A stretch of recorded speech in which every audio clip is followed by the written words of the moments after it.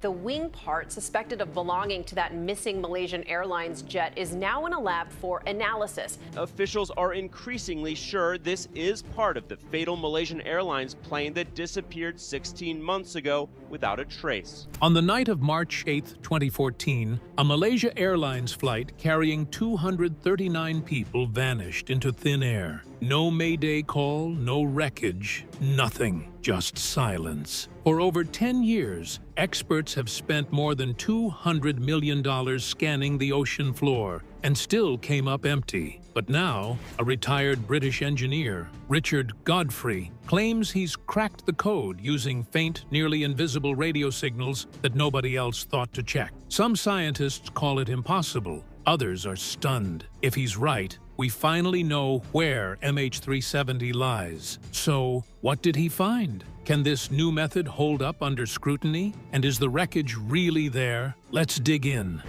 The night the plane vanished. You may know the story of MH370, or at least you think you do. A plane takes off, flies into the night, and then gone. But the truth is, the version most of us have in our heads barely scratches the surface. What really happened that night is way more complex, way more chilling, and honestly, it raises more questions than answers. Let's rewind. It was March 8, 2014. Malaysia Airlines flight MH370, a Boeing 777, lifted off from Kuala Lumpur just after midnight, 12:41 in the morning, to be exact. The plane was packed with 239 people, business travelers, tourists, and entire families heading to Beijing. For the first half hour or so, everything looked boringly normal. Smooth climb, routine chatter with air traffic control, nothing that would have raised an eyebrow. And then came the last words anyone ever heard from the cockpit. At 1:19 a.m., the Malaysian controller told them to check in with Vietnam as they crossed into new airspace. The pilot's reply? Calm as ever. Good night, Malaysian 370. 2 minutes later, at 1:21, the plane's transponder went dark. That's the device that tells air traffic controllers the plane's ID, altitude, and speed. In other words, the thing that makes it visible on civilian radar. Suddenly, it was gone. To the outside world, it looked like the plane had blinked out of existence. But here's the first twist, and it's a big one. The plane hadn't vanished. Not yet. While civilian radar lost it, Malaysia's military radar, which works differently, more like bouncing a flashlight beam off an object and catching the reflection, kept picking something up. An unidentified blip showed up, and investigators later said, yeah, this was most likely MH370. Only now the plane wasn't following its flight path at all. It had made a sharp left turn.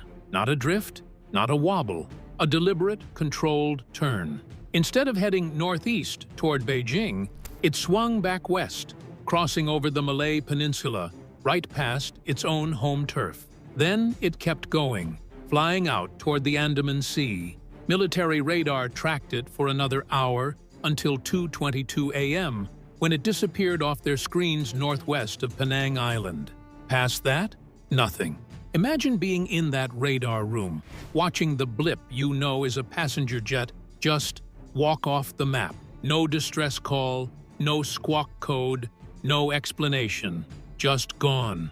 But here's where things get even stranger. Because while the plane wasn't talking to air traffic control anymore, it was still whispering into space. The aircraft's satellite system, the Satellite Data Unit, had quietly reconnected with an Inmarsat satellite orbiting over the Indian Ocean. This wasn't meant for tracking planes. It was just a maintenance handshake, a kind of, yep, still here, ping. But these ghostly signals ended up being the only real evidence of MH370's path for the next 6 hours. There were 7 of those pings in total. And with no black box, no radar, no radio calls, those 7 handshakes became the breadcrumbs investigators clung to.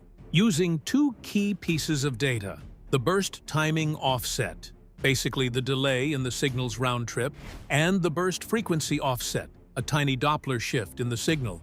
Engineers tried to map out where the plane had gone. What they got were arcs. Enormous, sweeping arcs stretching across the planet. One path pointed north,